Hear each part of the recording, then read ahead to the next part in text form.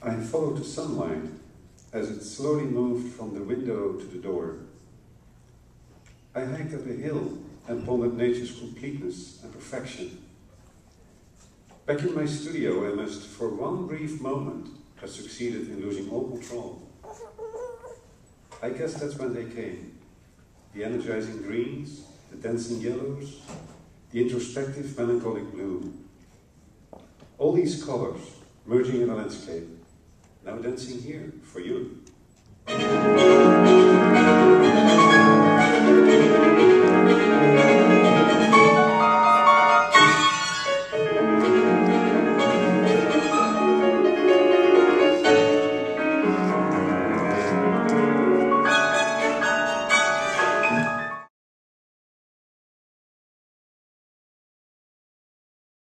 There's that inspirational part, that open part, that running, streaming part. But where does the logic come in when you're painting these kinds of abstract, explosive works? Where does that logic side come in? It's sort of, to me, it's a play between the conscious and the unconscious. It's like you set the elastic band with a certain goal somewhere in space. It doesn't matter where you set it, but you need to set it somewhere, otherwise life is without any purpose and beginning and end. But then the trick is that within that space, you can allow the unconscious creativity to come in and fill the space. So there's a structure that you set out, and then you start just playing with it and allow the creative mind to come in. But because it's sort of preset, you sort of know where you're going to sail to. It's almost like you want to go on a trip, and you set the place where you want to arrive. But you're not going to have any judgment about how you're going to get to your goal and what sort of vehicle you use and when you will get there. You just know you will get there. And when you use that process, and this is actually an important part for me of the book that I wrote, that I feel that I came to realize also a problem in the art world, that it's been in such a linear space where the idea was every time we've discovered something, now we need to go to the next thing. We had the last major developments were probably Picasso in the 20th century.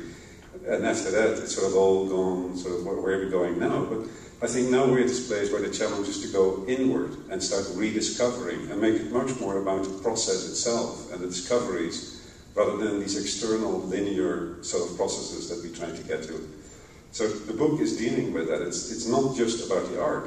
I have the feeling that we're in such an incredibly perplexing and confusing time that it's the creative people that need to get out of their studios into the world, because I think they can give inspiration to a world that is totally confused and doesn't quite know what to do. And the interesting thing is that something I never had expected with this book to happen is that I'm starting to be asked by corporations to come and talk about creativity. Universities want me to come in, because I think people do realize that they're in a box that is framed, that is too limiting, and that there is to be a different way to start thinking to free that up. And that goes into exactly how you use your brain. It's all there. But if you start with the intellectual part and you already frame it, and then you just squeeze in a little bit of a creativity in there, then you're going to have a lot of trouble. And that doesn't quite work. And I think that's, the Western world is coming to the place now where they realize it doesn't work. Whether you look in terms of energy resources, where it's finite and it doesn't work, or any other area, it has to be redefined. And in that sense, I think this is an incredibly exciting time, because people are more open than ever before to explore that.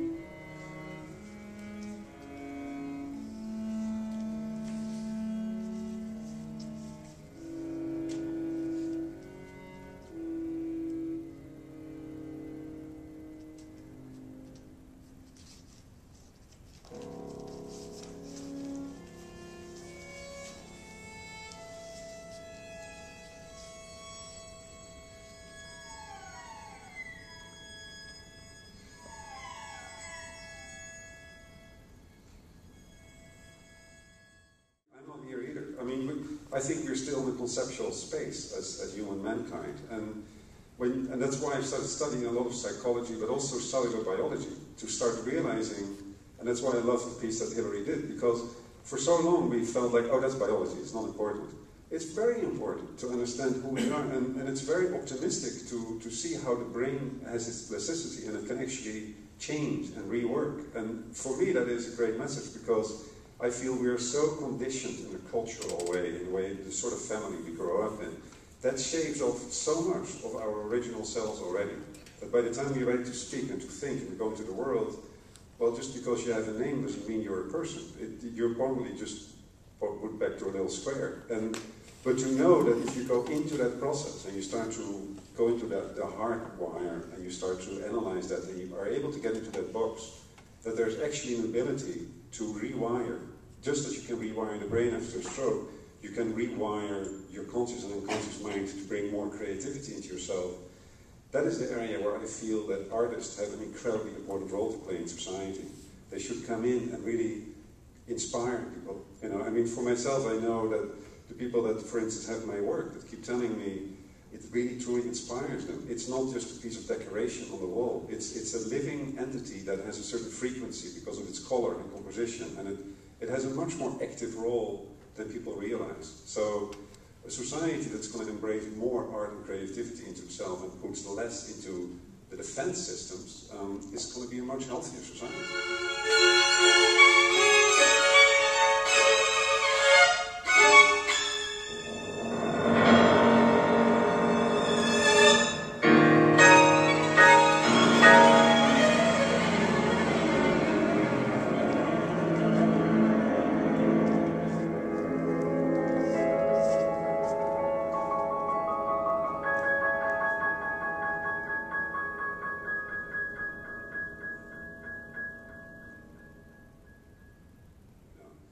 And we artists need to get out of our studios and out of our dance studios and really go actively into the world and inspire the world with a different way of being able to see what life could be.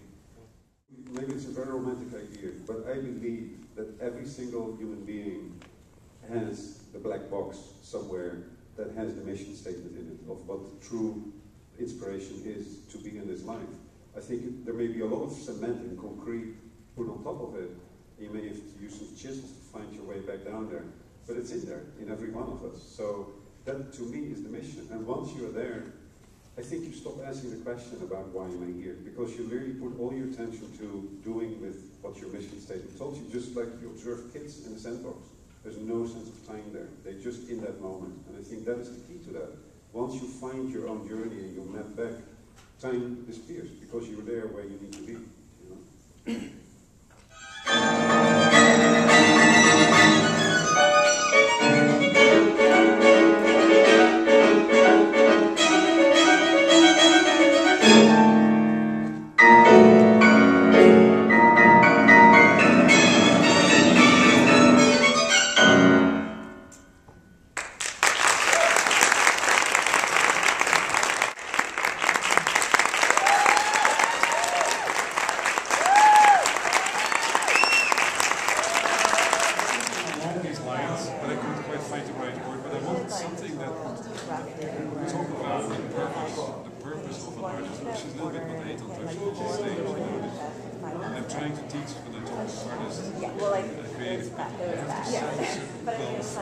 Because if you don't have a certain goal in mind, you're lost. You can't work towards something. So that is the idea. And we all have to be intentional with our lives. See, when my wife had in STV.